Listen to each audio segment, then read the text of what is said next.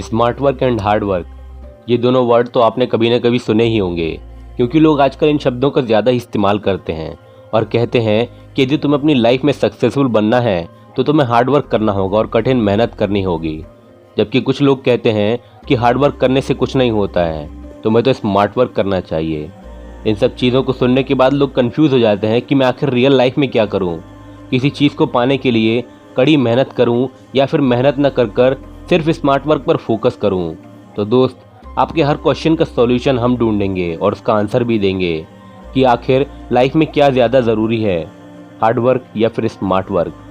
बहुत साल पहले अमेरिका में एक साबुन बनाने वाली कंपनी थी जो लोगों के नहाने के लिए साबुन की मैन्युफैक्चरिंग करती थी।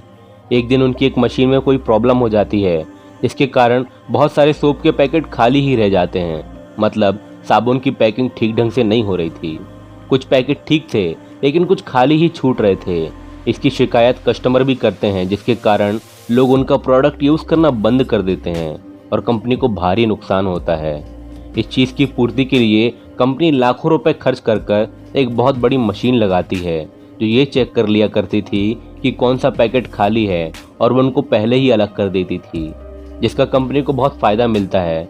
पर एक इम्पॉर्टेंट बात तो ये थी कि उस बड़ी मशीन का मेंटेनेंस का खर्चा बहुत ज़्यादा था और उसको सुधारने में भी बहुत अधिक खर्चा किया जाता था।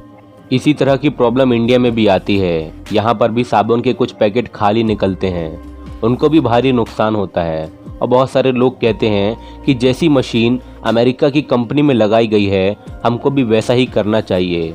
जिस बात को ज़्यादातर एम्प्लॉयज़ एग्री करते हैं, पर सिर्फ एक इंसान होता है जो मना कर देता है कि इतना सब कुछ करने की कोई ज़रूरत नहीं है। उसके बाद वो इंसान एक छोटी सी रकम से एक पंखा खरीद कर लाता है और कंपनी में जाकर वहाँ लगा देता है जहाँ पर साबुन पैक हो रहा था। वो सारे एम्प्लॉयज़ को बुलाकर सबके सामने पंखा चालू कर देता है, जहाँ पर जो खाली पैकेट होते हैं वो हवा में उड़ जाते हैं और जो भरे पैकेट होते हैं वो वहीं के वहीं रहते हैं। इसका मतलब उन्हें उन सबको छांट कर अलग करने की कोई ज़रूरत नहीं थी कि पैकेट सही है या नहीं। उस एम्प्लॉय ने स्मार्ट वर्क पर फोकस किया, ना कि लाखों रुपए खर्च कर हार्ड वर्क पर फोकस किया जैसे अमेरिका की कंपनी ने किया था।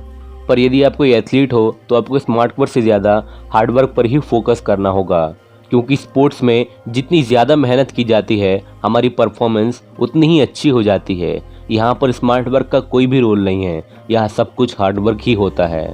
पर दोस्त, यदि तुम स्टूडेंट हो तो तुमको स्मार्ट वर्क और हार्ड वर्क दोनों को एक साथ ही मेंटेन करना होगा, क्योंकि जो लोग स्टूडेंट होते हैं उनको मालूम होता है कि जितना कंटेंट बुक्स पर दिया होता है उतना पूरे एग्ज़ाम में नहीं आता, कुछ लिमिटेड डाटा ही पूछा जाता है। इसलिए यहाँ पर स्मार्ट वर्क बहुत ज़्यादा ज़रूरी है।